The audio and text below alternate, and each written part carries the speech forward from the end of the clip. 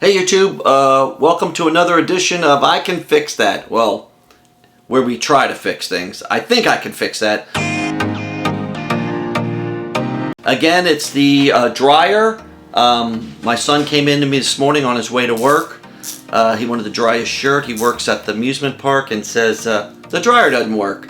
So I came over here and looked at it, and it has PF flashing. And that PF stands for power failure. So hopefully it's not too involved, but let's dive into it. I'd like to point out a little irony here. If it's flashing power failure, where is the power coming from to illuminate PF? To take this off, to get to where most of the components that probably are bad are right in here. And all we had to do is pop off two nut drivers. One's right here. That nut driver, I already kind of loosened it before I started filming. And there's one over here. Those two guys off, and bam! All our actions right in here. So let me bring the camera down here so we can take a look. Okay, now that we're down in here, those right there, that guy and that guy are two suspects. One's a thermal fuse and the other one is not quite sure, but they're both definitely suspects in the crime. So let's check those out. Now, as with anything, you have to make sure the unit is unplugged before you even get started. You don't want to get the shock of your life. So I'm going to unplug it and we're going to get busy. Okay, to check if the components are good in this situation, what we need is a meter, and we're checking for what's called continuity. Continuity is you put this on the little diode selection and it'll make a little beep. That means you have continuity. Listen. You hear that? That's a direct short. No continuity, open in the air, you don't hear anything. What I'm going to do is I'm going to take a brand new fuse out of the bag here. I'm going to take it out. And just to show you, we'll connect the meter to it. And we should hear it beep. My hand's free, one there. There it is.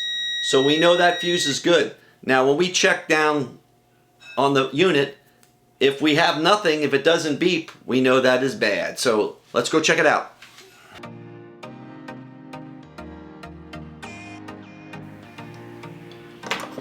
Okay, actually I did take this part off that was next to the thermal fuse. This is called a thermistor, and it could be bad, and the way to check that is through resistance, not through the beep. We're not looking for the beep on this one. This guy is a variable resistance based off the temperature outside.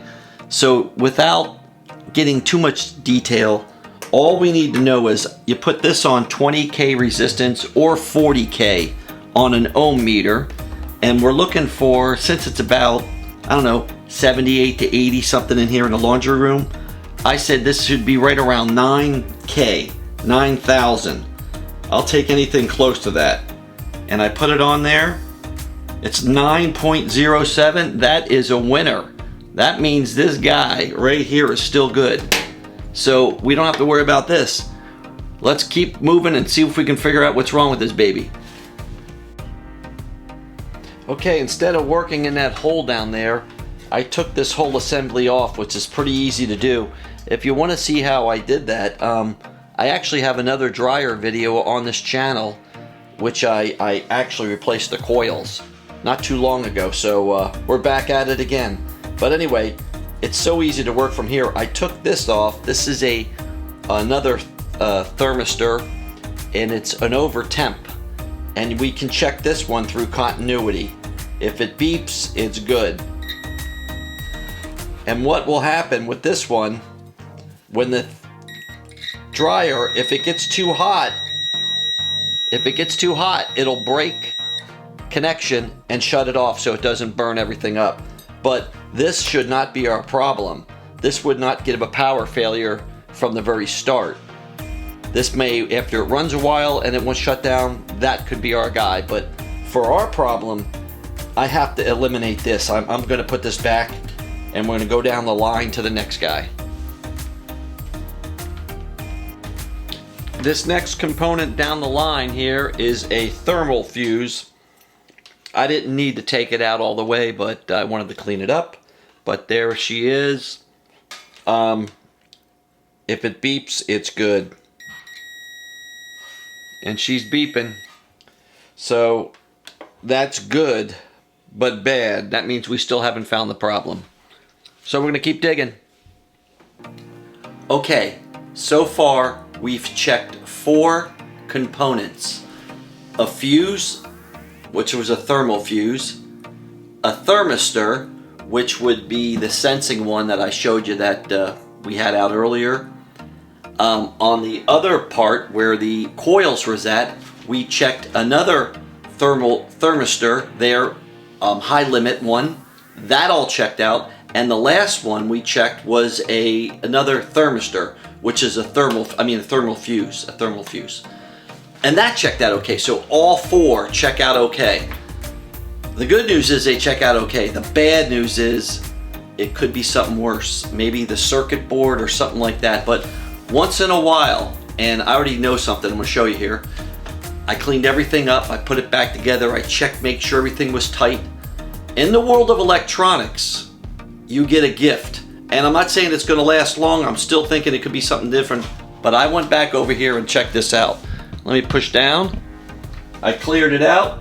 I turn it on. Bam. It works. Now, I don't know how long it'll work for. In the world of electronics, again, I can't say it's something with the circuit board, but for now, everything works good. Maybe it was something intermittent with one of the connectors, I don't know, but she's working now like a dream. So we're gonna roll with it.